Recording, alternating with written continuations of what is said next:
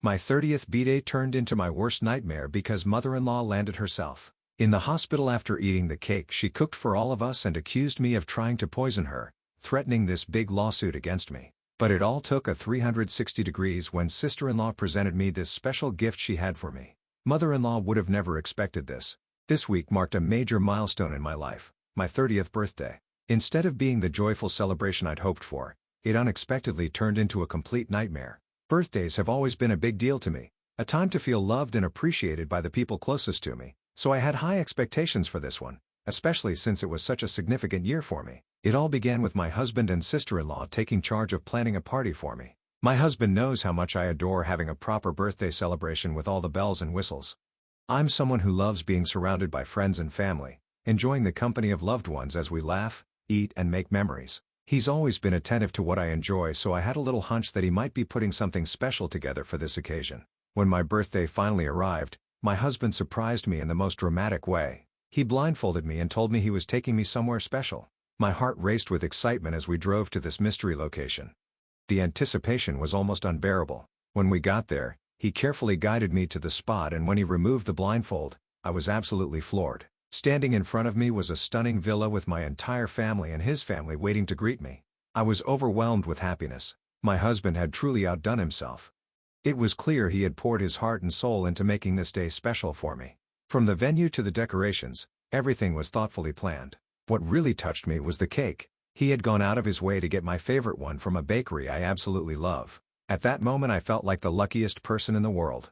Although I was absolutely thrilled with the celebration and all the effort my husband had put into making my 30th birthday so memorable, I couldn't help but feel a tiny bit guilty about the villa. It was such a breathtaking place with stunning views that made it seem like something out of a movie. I kept wondering how much it must have cost to rent such an amazing venue. However, my husband quickly put my worries to rest by explaining that my sister-in-law's boss actually owned the villa. It was a space they often used for office parties, and with my birthday approaching, my sister-in-law had kindly asked her boss if we could use the villa for just one evening, and her boss had graciously agreed. I felt so grateful for her thoughtfulness and made sure to thank her for going out of her way to help make this day extra special. Having such a beautiful location to celebrate with all my family and friends truly elevated the experience. It made my 30th birthday feel like a once-in-a-lifetime event. The evening was going wonderfully. The atmosphere was filled with laughter, love and a sense of togetherness that made my heart fall. Everything seemed to be going perfectly until my mother-in-law arrived unexpectedly. For context, my mother-in-law and father-in-law have been divorced for a few years now, and their relationship ended on a very messy note. Mother-in-law was caught cheating, and the situation became even more complicated because it was my husband who discovered her infidelity when he confronted her about it. She threatened him, demanding that he not say anything to his father despite her threats. My husband did the right thing and told his dad the truth. This, of course, led to a massive fallout in the family, with emotions running high on all sides. Since then, my mother-in-law has harbored a grudge against my husband. She blames him for the divorce, even though he didn't do anything wrong. All he did was refuse to keep a damaging secret, but she has continued to paint him as the villain. Over the years, she has taken every opportunity to guilt-trip him or disrespect him, using not-so-subtle ways to make him feel like he's at fault. This behavior has always bothered me deeply. I love my husband, and it hurts to see someone treat him unfairly, especially when he's such a kind person. So whenever my mother-in-law tries to put my husband down, I make it a point to stand up for him. I can't just sit back and let someone hurt him, even if that person happens to be his own mother. Of course, my standing up to her doesn't sit well with her. She views it as disrespect and has openly expressed her dislike for me because of it. She seems to resent the fact that I'm not the type to stay silent or back down. I think it bothers her that I'm so protective of my husband, and she probably expected me to be more passive towards her. Over time, she has come to see me as a threat because I refuse to tolerate her attempts to let her undermine my husband. Now, for my 30th birthday party, my husband and sister-in-law had purposely not invited my mother-in-law. They both knew how much unnecessary drama she tends to bring wherever she goes, and they didn't want her presence to overshadow what was supposed to be a happy and carefree celebration for me. However, somehow she got wind of the party through some relatives and decided to crash it anyway. Can you believe the audacity? I mean, who just shows up uninvited to someone else's birthday party, especially after being deliberately excluded? It felt so intrusive and entitled. When she walked into the villa, everyone's expression said it all. Utter shock. Nobody was expecting her, and her sudden arrival threw off the vibe of the party. She entered with a big, overly cheerful smile, acting all innocent as if she had no idea she wasn't supposed to be there. She came straight up to me, gave me a hug and wished me a happy birthday like everything was perfectly normal. I politely asked her why she was there. Without a hint of hesitation, she told me, she's heard about my birthday from others and noticed that she wasn't invited, so she took it upon herself to invite herself. The way she said it so nonchalantly, as if it was her right to be there no matter what. I glanced at my husband who just shook his head in frustration, clearly as annoyed as I was. My sister-in-law looked visibly irritated too. The truth is we could have asked mother-in-law to leave right then and there. It was my party after all, but we didn't want to create a scene. The last thing I wanted was for the focus of the evening to shift to her and her antics, so we reluctantly let her stay hoping she'd just keep a low profile and avoid causing any drama. But of course mother-in-law, being mother-in-law, she had to find a way to make herself the center of attention. She took out a cake packed neatly in a tiffin box and announced that this was her birthday gift for me. I asked her what it was and she loudly announced that it was a vegan cake. Now don't get me wrong, I have nothing against vegan food or anyone's lifestyle choices. I respect everyone's preferences whether they're vegan, non-vegetarian or anything else, but here's the thing, nobody in our family is vegan except for her and she knows that. So why would she even bring me a cake that I would never eat? She cheerfully continued to announce that she'd baked the cake herself and wanted to share a slice with everyone, but apart from the cake being vegan, it also smelled horrible. The cake had this strange musty odor, the kind of smell food gets when it's been sitting in the fridge for too long. It wasn't the typical aroma you'd expect from a freshly baked cake, that's for sure. I couldn't help but wrinkle my nose, though I tried to mask my reaction out of politeness. Mother-in-law wasted no time cutting a piece and offering it to me. I could already feel the tension building. Trying to keep things polite, I declined with a smile saying, "No thank you," but she wasn't satisfied with that and insisted almost forcefully that I should at least try a piece since she had brought it. However, the cake really seemed bad and I didn't want that in my mouth. When I shook my head again she seemed taken aback and to my dismay started acting offended. She asked pointedly if my refusal was because the cake was vegan. I didn't want to make the situation worse or embarrass her in front of the other guests, so I tried to diffuse the tension with honesty. I gently explained that the cake smelled a bit off to me, which was true. I told her that I wouldn't have minded trying a bite of her vegan cake, but because of the smell I wasn't ready to taste it. This seemed to offend her even more. She then accused me of insulting her cake for no reason, saying I could have just said no if I didn't want it. The irony of the situation wasn't lost on me. I had said no and she was the one who kept pushing me to explain myself, yet somehow I ended up being the villain in her narrative. It was classic mother-in-law behavior. Feeling my patience wearing thin, I decided to just walk away. I left her to her cake and went to mingle with the other guests, determined not to let her antics ruin my mood. Meanwhile, mother-in-law seemed to be reveling in the attention she was getting during the party. People were naturally surprised to see her there given the family history, and she played it up for all it was worth. She was all smiles and animated gestures, telling anyone who would listen how great her life was post-divorce. She even went so far as to loudly declare to some of the cousins how leaving father-in-law was the best decision ever. Which felt a little over the top. It was as though she wanted to rewrite history and make herself the hero of her own drama whether or not anyone asked. However, things took a sharp turn when father-in-law arrived. He had come to the party with his new girlfriend, a much younger woman who looked gorgeous by the way. Both father-in-law and the woman looked a bit too cozy with each other. The moment mother-in-law saw them together her demeanor completely changed. The smile dropped from her face. She stormed over to where I was standing with my husband and sister-in-law. Her fury was palpable as she began venting to us. "How could you allow him to bring his girlfriend to this party?" she demanded, her voice sharp and indignant. "Look at him parading that gold digger around. It's completely disrespectful to me." She turned her frustration directly towards my husband and sister-in-law, scolding them as though they were children. "You two should shame him for this. How can you let him bring her here of all places knowing I would be present?" She went on and on, accusing father-in-law of flaunting his new relationship in front of the family just to spite her. I glanced at my husband who looked like he was about ready to explode but held it together for my sake. Sister-in-law just rolled her eyes, clearly tired of the drama. I too had reached my limit. Here we were trying to celebrate a milestone birthday and mother-in-law had successfully made everything about herself. First of all, she had come to my party entirely on her own, uninvited, yet she seemed so bothered by who father-in-law had decided to bring as his +1. I calmly asked her why she was so upset about father-in-law and his girlfriend when frankly, she had cheated on him and most importantly, she wasn't even supposed to be here. Hearing this, mother-in-law looked visibly irritated. My sister-in-law chimed in as well, telling her mother bluntly that her father had every right to move on and be happy. She pointed out how father-in-law seemed to be having a great time with his girlfriend, happily mingling with the family and paying no attention to mother-in-law whatsoever. If he wasn't bothering with her, then why was she so bothered about him? It was clear sister-in-law had had enough of her mother's antics for the evening. Mother-in-law argued that it was unfair for us to support father-in-law after their divorce and that we should warn him from dating any young bimbos. Her reaction only confirmed what we all suspected: she was jealous of him. Throughout the party, she kept shooting daggers at father-in-law and his girlfriend, her glances filled with frustration and resentment. It was almost as if she was hoping someone would rally to her side and validate her feelings, but no one did, and I think that only made her angrier. The party carried on despite this tension. Mother-in-law sat with her vegan cake, which unsurprisingly no one else had yet touched. She was the only one who was digging into the cake. Then not even 5 minutes later mother-in-law began coughing loudly, almost violently. At first I thought it was just a small fit, but it quickly escalated. She bent over clutching her knees and started vomiting on the floor. The sounds she was making were alarming and everyone nearby immediately looked concerned. My husband and I rushed over to her, genuinely worried despite everything that had happened earlier. It was hard not to feel alarm seeing someone in such visible distress. We tried to help her stand but she seemed weak and unsteady, so we carefully guided her to a chair. Her face was pale, almost greenish, and she kept gasping, saying she was having difficulty breathing. It was terrifying to see her like that. Sister-in-law didn't waste a moment. She pulled out her phone and quickly called 911, explaining the situation to the operator with a calm urgency. Mother-in-law's condition didn't improve while we waited.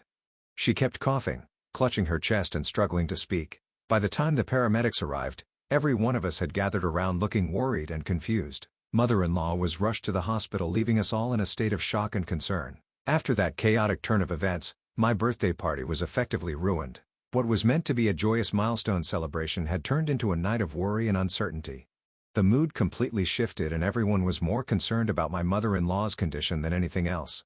My husband and I rode with her in the ambulance, sitting tensely as the paramedics tended to her. Sister-in-law and father-in-law followed closely behind in another car, everyone clearly shaken by what had just happened. Once we arrived at the hospital, the doctors began examining mother-in-law and assured us they'd do their best to figure out what was wrong. After some time they informed us that mother-in-law had food poisoning and would need treatment to recover.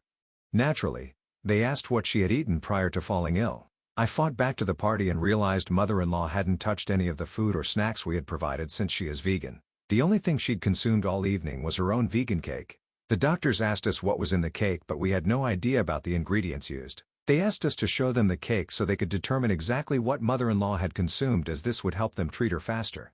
My husband decided to drive back to the villa to retrieve the cake so the doctors could analyze it. After the doctors took a close look, it turned out the cake contained expired vegan yogurt and expired vegan sour cream, which after being mixed together gave that bad smell I'd noticed earlier. The doctors confirmed that this combination was the culprit behind mother-in-law's food poisoning. When mother-in-law eventually recovered enough to have visitors, the rest of the family and I went to see her. I was genuinely concerned about her and hoped she was feeling better. She had already been informed by the doctors by then about the cause of her hospitalization. However, when I walked into the room she looked visibly distressed, her jaw set tightly and her eyes filled with fury. Before anyone could even ask how she was feeling, she turned to me, her voice rising sharply. "You poisoned me," she shouted, her tone accusatory and venomous. I froze, completely taken aback. For a moment I couldn't even process what she was saying. My husband stepped in asking her what on earth she was talking about, but mother-in-law didn't hold back. She continued yelling at me in front of everyone. "You've never liked me," she screamed. "You didn't even want me at the party, and because I showed up you decided to poison my cake." She then went on to claim that when she brought the cake to the party it was perfectly fine and that I had somehow tampered with it to make her sick. She insisted that I must have sabotaged her cake because clearly I couldn't stand her being there. The whole time I stood there in stunned silence, utterly speechless. How could she seriously believe, let alone accuse me of something so absurd? My husband and sister-in-law were quick to jump to my defense. They calmly pointed out to mother-in-law how absurd her accusations were. Neither I nor anyone else at the party had even touched her cake. It was all her doing. My husband tried to reason with her, explaining that the doctors had clearly stated the food poisoning was due to expired or poorly mixed ingredients in the cake. So how was I to be blamed here? But mother-in-law wasn't having any of it. She was stubbornly clinging to her story. It was as if she needed to turn her own embarrassment into blame, and I was the easiest target. I decided to speak up for myself, my voice calm but firm. "Look," I said, "I'll admit I don't particularly like you, and I'm sure you know that, but dislike is one thing and poisoning you is completely different. I'm not a child and I'm certainly not petty enough to poison your cake just because you came to my birthday party. We're all adults here. Why would I even do something so ridiculous?" Mother-in-law's eyes narrowed as she shot back. I've been eating the same recipe for years and I've never gotten sick before, yet the one time I bring it to your party I end up in the hospital. Don't act like this is a coincidence. Obviously, you put something in it to make me sick." With a defiant glare, mother-in-law announced, "You know what? I'm going to sue you for poisoning me. You're going to pay me for all the hospital bills and I'll make sure you're held accountable for embarrassing me in front of everyone."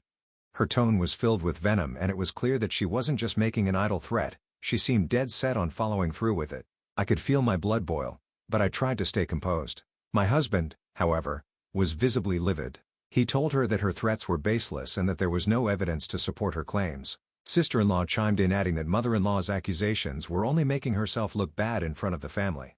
But mother-in-law refused to listen, and since that day my husband and I have been trying to figure out how to handle the situation. It's been exhausting and stressful to say the least. On one hand, anyone who knows me knows how ridiculous mother-in-law's accusations are. Several of our relatives have even offered to testify on my behalf if this issue ever makes it to court. They know mother-in-law's track record of causing drama and can see through her lies. On the other hand, mother-in-law has been actively spreading this false story to anyone who will listen. Some of my older relatives who are more prone to believe her have started calling my husband and asking if it's true that I tried to poison her out of jealousy. It's infuriating. Not only is her lie causing unnecessary drama, but it's also tarnishing my reputation in the family. The fact that I even have to defend myself against something so absurd feels surreal. I'm so furious that I have half a mind to sue my mother-in-law back for defaming me for no reason. AITA? Update 1. For everyone saying that mother-in-law is embarrassed and just wants to blame me, that's exactly what I think it is. I think she just needs someone responsible instead of admitting to everyone. Does she use some bad ingredients in her own cake like a fool? Also out of me, my husband and my sister-in-law. I am the easiest target for her to blame. I am not one of her children, so she can badmouth me as much as she wants. I'm also the one who stands up to her the most, so blaming me and making me out as the villain is easier for her. My husband and I have made an appointment to talk with a lawyer this week, just in case mother-in-law sues me. I want to be prepared to take her down. Update 2. Well, my sister-in-law came through with what has to be the best gift she could have ever given me. Turns out that the villa where the party was held had security cameras installed all over the property. When sister-in-law told her boss about the whole fiasco with mother-in-law, he was kind enough to provide her with the CCTV recordings from that night. Sister-in-law wasted no time. She came straight to see me, bringing the footage with her. We sat down to watch the recordings together, and let me tell you, it was exactly like I've been saying all along. At no point during the entire evening did I so much as glance at mother-in-law's cake, let alone touch it. The footage showed exactly what had happened. Mother-in-law was the only one handling the cake. She's been cutting herself slice after slice and eating it throughout the night, all while sipping on her margarita. It was almost laughable watching it back. With the CCTV footage, the evidence was crystal clear. Her food poisoning was entirely her own doing. The doctors had already told us the issue was with the cake's ingredients, and seeing mother-in-law indulge in her cake while drinking alcohol explained why she had such a severe reaction. Anyways, my husband and I feel a lot relieved after watching the footage. Now mother-in-law cannot accuse me of anything. However, she has been running around spreading lies about me, tarnishing my reputation and accusing me of poisoning her, all while she knows that she herself is to be blamed for this. This is why my husband and I have decided that it is time to turn the tables on her. Mother-in-law has made it her mission to embarrass me in front of the family, and now we have the perfect opportunity to show everyone the truth. She has brought this on herself, and we were more than ready to make sure everyone knows exactly what happened during the party. Sister-in-law is also on board with our plan. She's just as tired of mother-in-law's antics as we are, and she's ready to help us set the record straight. We're still ironing out the details, but one thing is for sure, mother-in-law is about to learn a hard lesson about accountability. I'll update once we've gone through with our plan. Let's just say karma has a funny way of working things out. Update 3. First of all, thank you to all of your suggestions on how to take my revenge on my mother-in-law. After talking it out with my husband, we decided to go with public humiliation so that she could never recover from it and no one would ever believe her words again. My husband took to Facebook, where many of our relatives and family friends are active, and on his friend list, he uploaded the CCTV footage from the villa, tagging both me and mother-in-law in the post. Alongside the video, he wrote a scathing but honest account of what had happened. He detailed everything: how mother-in-law had shown up to my birthday party uninvited, how she hadn't even brought me a proper birthday gift aside from the ill-fated vegan cake, and how she spent the evening eating her own creation while sipping on margaritas. He called his mother out for having the audacity to blame me for her food poisoning and for threatening to sue me when the evidence clearly showed I had nothing to do with it. My husband didn't hold back, expressing how ashamed and hurt he was that his own mother would stoop so low as to try and tarnish my reputation with lies. The post spread like wildfire. Within just a few hours, the support started pouring in. Relatives who had initially believed mother-in-law's fabricated story were now calling us to apologize. Many of them expressed their disgust at mother-in-law's behavior, thanking my husband for exposing the truth about her. Some even commented publicly on the post, further shaming mother-in-law for her actions and showing their support for me. It felt good to finally have the truth out in the open and to see that people were rallying behind us. But as expected, mother-in-law didn't take kindly to the public exposure. My husband received a furious phone call from her not long after the post went up. She was livid, yelling at him for humiliating her in front of the entire family. She accused us of crossing the line and insisted that it was unfair of us to upload the post on Facebook. She demanded that we take it down immediately and, get this, said we owed her an apology for the embarrassment she was facing now. Her audacity left us speechless. My husband firmly told her that there was nothing to apologize for and that her humiliation was a direct result of her own actions. He reminded her that she had been the one to spread lies and make baseless accusations, and now the truth was out for everyone to see. This is when mother-in-law started screaming, talking about how hurt she was, and how the entire family was against her. According to her, ever since the divorce we had all taken sides, choosing father-in-law, and now no one ever checked in with her or spoke to her. Well, of course we did. She had cheated and torn the family apart. What exactly did she expect us to do? Her attempts to portray herself as the innocent party were completely absurd. She then tried to guilt-trip my husband, telling him how disappointed she was in him. She said how he had changed and was now choosing to believe his wife over his mother about what had happened during the party. She was desperate to paint herself as the one who had been wronged, and she was using every emotional tactic in the book, claiming that I was always so disrespectful to her and that he should stand up for her instead of continuing to support me. It was clear she was trying to manipulate him, but my husband wasn't having any of it.